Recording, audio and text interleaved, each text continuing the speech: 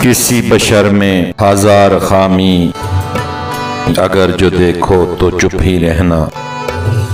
کسی بشر کا جو راز پاؤ یا عیب دیکھو تو چپ ہی رہنا۔ اگر منادی کو لوگ آئیں، تمہیں قرے دیں، تمہیں منائیں، تمہاری ہستی کے گیت گائیں، تمہیں کہیں کہ بشر میں دیکھی برائیوں کو بیان کر دو، تو چپ ہی رہنا۔ جواز یہ ہے، دلیل یہ ہے، ضعیف لمحوں کی لغزشوں کو، حرام ناطے کی قربتوں کو، ہماری ساری حماقتوں کو، ہماری ساری خباثتوں کو۔ وہ جانتا ہے، وہ دیکھتا ہے، مگر وہ چپ ہے۔